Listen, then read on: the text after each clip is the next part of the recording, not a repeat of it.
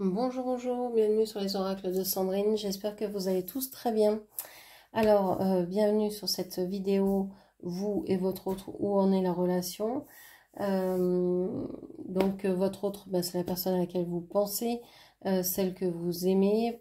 C'est pas forcément la personne avec qui vous êtes, ça peut l'être, mais c'est pas forcément celle-ci. Ça peut être une autre personne, donc à vous de voir comment ça vous parle. Merci de votre écoute, de votre présence sur ma chaîne. C'est parti, on va aller voir où en est la relation. Donc je suis Sandrine, je suis jardinière d'âme. Si vous voulez une consultation avec moi, n'hésitez pas à aller voir dans la barre de description. Vous avez toutes les informations et mes coordonnées pour pouvoir me joindre. Quelles sont donc vos énergies à vous dans cette relation? Quelles sont vos énergies à vous dans cette relation? On vous parle de cercle professionnel ici. Et on vous dit, on vous parle de toxicité, de répétition de schéma.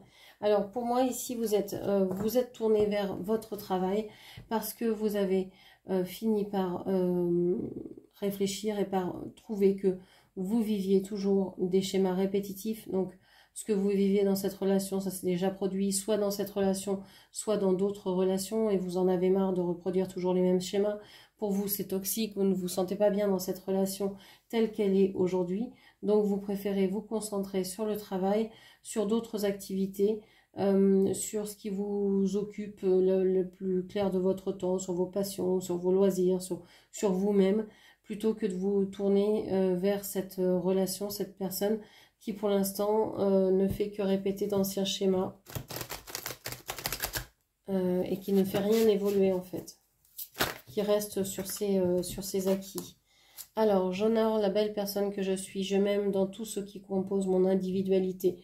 Voilà, on a une personne qui pourrait être assez narcissique ici, qui s'aime, qui s'admire, qui aime sa vie ou qui veut pas changer les apparences. On vous parle de boutons, oui, les débuts, le commencement, il y a peut-être quelque chose de nouveau.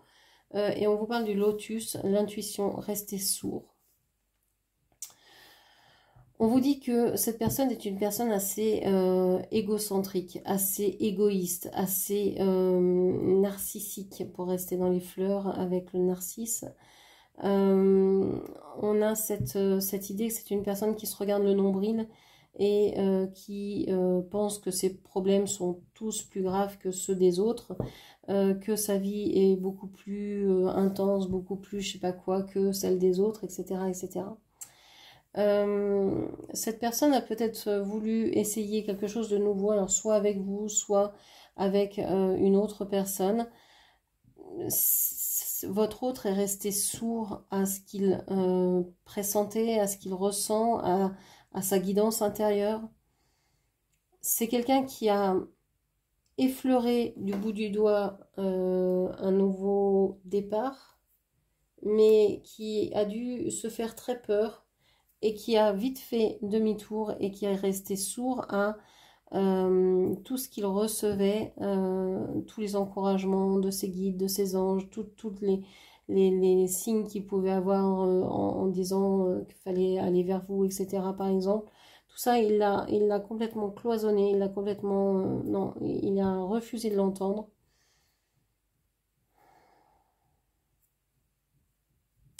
Le lotus, Thich Nhat Hanh dit que sans bout, pas de lotus.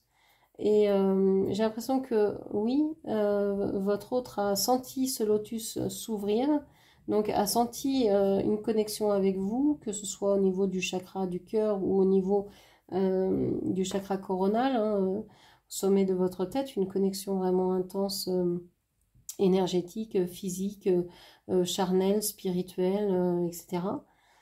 Mais préfère rester dans les méandres de sa vie, dans la boue que représente sa vie. Alors c'est un terreau, certes, mais c'est peut-être pas un terreau... si les graines restent dans le terreau, si rien ne sort, si elles restent juste là, il n'y a pas de vie. Pour qu'il y ait vie, il faut avoir les pieds dans le terreau, mais aussi la tête... sortir la tête vers la lumière, quoi. J'ai l'impression que votre autre, non, n'aspire pas à, à aller, à sortir de cette situation, de cette relation-là. Il étouffe les nouveaux, toutes les nouveaux départs, tout ce qui pourrait germer, il l'étouffe dans l'œuf. Une peur de ce qui pourrait advenir si tout ça se développait. Qu'est-ce qu'on penserait de lui? Que deviendrait sa vie? Il pourrait plus gérer.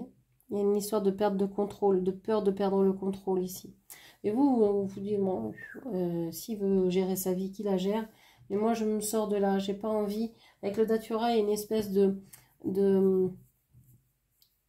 se dire que ça peut être vraiment toxique de rester dans cette relation-là, même s'il y a beaucoup d'amour, même si vous avez aimé beaucoup cette personne, même si vous l'aimez encore, vous dites non, c'est trop malsain pour moi, ça me fait trop souffrir, ça me fait trop perdre de temps, d'énergie, d'argent, l'impression de ne pas être prise en compte, de te laisser pour compte, de tout devoir gérer dans le concret, alors que l'autre s'éclate peut-être de son côté et il vous laisse dans une espèce de quoi qui est assez incroyable. Donc vous n'avez plus envie de vivre ces relations-là, cette relation-là, en tout cas dans ces termes-là. Et peut-être même avec cette personne, on va aller voir comment est la relation du coup. Quelle est la relation entre vous pour cette semaine, hein? Quelle est la relation là?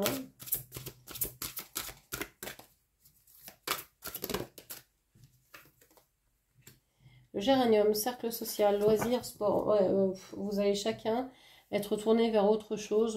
Vous cherchez des centres d'intérêt qui vont vous porter, mais chacun de votre côté. En fait, vous allez aller avec vos amis, lui avec les siens, et puis vous allez faire ce que vous avez envie de faire, loisirs, sport, activités, jardinage, je sais pas quoi, cuisine, mots fléchés, j'en sais rien, ce que vous voulez. Mais chacun de votre côté et avec vos proches, chacun à vous, on cloisonne, on reste chacun de son côté, il n'y a pas de... C'est le cercle social aussi qui vous sépare. Vous n'avez pas du tout les mêmes intérêts. Beaucoup plus de superficialité ici. Alors, c'est pas forcément de la spiritualité, mais c'est beaucoup plus déjà dans le pratique. Le pratico-pratique. Vous faites des choses, je sais pas, hein, vous ménage, la vaisselle... Vous occupez des enfants, vous allez faire les courses, faire le jardin, enfin les choses de la vie, quoi. J'ai l'impression que cette personne, elle est en dehors un peu de sa vie, elle est en dehors de son corps, elle est décalée. Cette personne a dû souffrir et elle a dû s'évacuer de son corps, elle n'y est plus. C'est pour ça qu'elle ne ressent pas ou qu'elle ressent mal et qu'elle reste à côté, en fait. Ok. Alors, comment cette relation va pouvoir évoluer? Je vais prendre, alors ici c'est votre autre, on va chercher la carte qui vous représente. Comment, voilà, cette carte vous représente, celle-ci représente votre autre. Et on va aller voir tout de suite comment cette relation va évoluer cette semaine. Comment cette relation va évoluer cette semaine entre vous. Allez.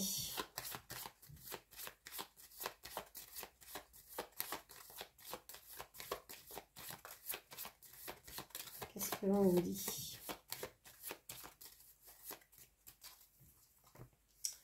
On a le chien. On a... Ah, j'ai deux cartes ici. On a monsieur. On a vous. On a le fouet, les oiseaux et le jardin. On vous dit que vous êtes toujours en connexion, même si vous vous tournez le dos, que vous ne vous regardez pas, vous êtes très liés. On voit que lui regarde plutôt ses amis. Il est peut-être tourné vers son cercle amical, social, a envie d'être fidèle à une situation ou à une relation. Il veut peut-être vous apparaître aussi sous l'aspect d'un ami, d'un confident, de quelqu'un de loyal. Il a envie de représenter ça. Alors, est-ce que c'est pour vous? Est-ce que c'est vis-à-vis de quelqu'un d'autre? Est-ce que c'est dans sa vie en général? Est-ce que c'est l'image qu'il a envie de donner aux autres? D'être quelqu'un d'amical, de loyal, d'honnête? En tout cas, bon, vous restez aussi proches, mais toujours à regarder chacun de votre côté. Et vous regardez les difficultés de la vie.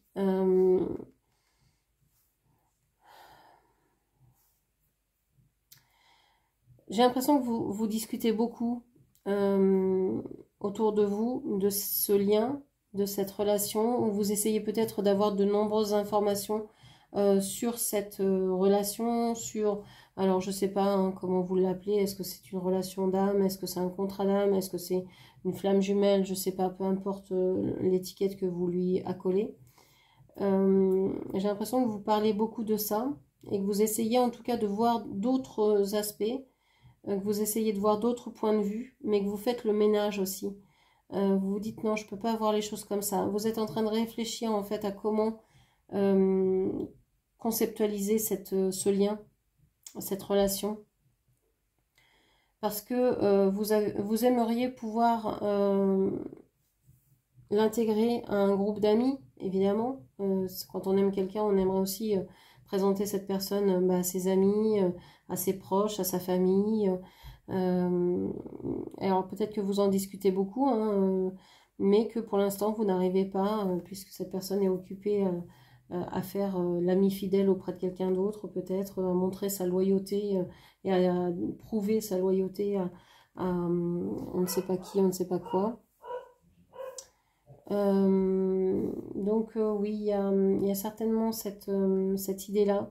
Vous êtes en train de faire le tri, le ménage dans tout ce que vous avez entendu, dans tout ce qu'on vous a dit, dans tout ce que les autres pensent, dans tout ce que les amis peuvent vous apporter, vous amener, etc. Vous êtes en train de faire ce tri-là parce que vous ne voulez plus répéter les schémas, parce que vous ne voulez plus être dans une relation toxique, vous avez envie de terminer ça. Donc vous êtes en train de faire le ménage aussi dans vos pensées, dans ce que vous exprimez. Est-ce que vous avez vraiment envie d'être avec cette personne dans cette relation-là? Et vous êtes aussi en train de gérer les complications, la complexité de votre vie, tout ce qui vous fait mal, tout ce qui peut être dérangeant, tout ce qui peut être assez difficile à vivre. Ok. Donc une évolution qui me semble ne pas en être véritablement une, puisque on voit que vous êtes toujours chacun de votre côté à vous occuper de vos petites choses chacun. Vous êtes toujours en lien, mais il y en a marre, vous en avez marre.